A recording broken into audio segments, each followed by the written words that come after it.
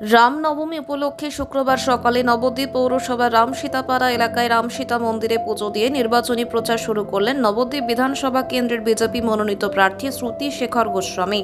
রামনবমী উপলক্ষে এদিন রামসীতা মন্দিরে বিশেষ পুজো পাঠের ব্যবস্থা করা হয়। সেখানেই সকালবেলায় পুজো দিয়ে ভগবান রামের কাছে প্রার্থনা জানিয়ে আজকের কর্মসূচি শুরু করেন প্রার্থী।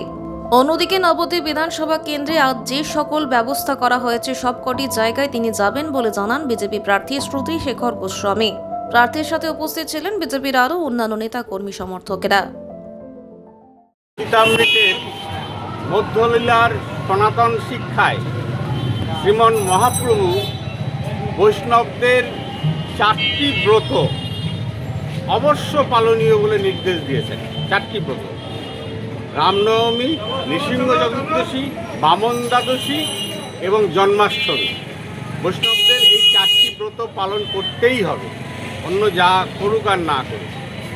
তো সেখান থেকে আমাদের তো আজকে শ্রীমন মহাপ্রভুর বিলাসস্থলী, তো আমরা নবদ্বীপবাসী গৌর ভক্ত, তারা আজকে রামনবমী উৎসবটা আমরা আনন্দের সঙ্গে পালন করি এবং তার সঙ্গে সঙ্গে রামচন্দ্রকে বলা হয় মর্যাদা পুরুষোত্তম।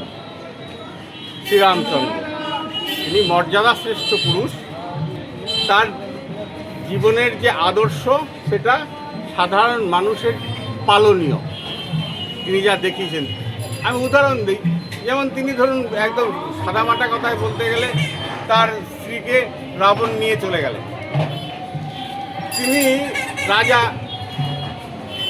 তিনি আরেকটা বিয়ে করলেই পারতেন। তার জন্য অত সৈন্য সামন্ত নিয়ে যুদ্ধ করে তার স্ত্রীকে উদ্ধার করে নিয়ে আসা, এই জন্যই তিনি মর্যাদা পুরুষোত্তম। তার আচরণ আমাদের কাছে শিক্ষণীয়। এরকম সারাটা জীবনই আমাদের কাছে আদর্শ। তো তাকে স্মরণ করার জন্য আজকে বেরিয়েছি।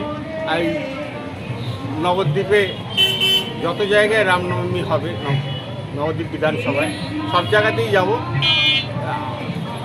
আমাদের রামসীতা মন্দির বহু প্রাচীন, সেখানে পুজো দিয়ে আমি আমার আজকের কর্মসূচি শুরু করলাম। সারাদিন কি কি কর্মসূচি থাকছে? সারাদিন আজকে শুধু এই যেখানে যেখানে রামচন্দ্রের পুজো হচ্ছে সেখানেই আমি গিয়ে উপস্থিত। তারা আমাকে ডাকুন বা না ডাকুন। এবছর কি তাহলে ভোটের জন্য কি রাম বড় বালাই?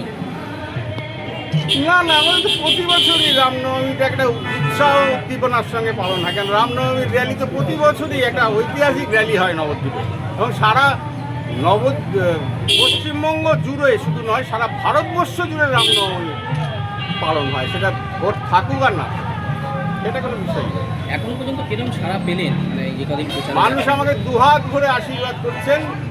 তাদের যে প্রার্থী যাবেন তাকেই তারা বলবেন হ্যাঁ আপনাকেই তো ভোট দেবো।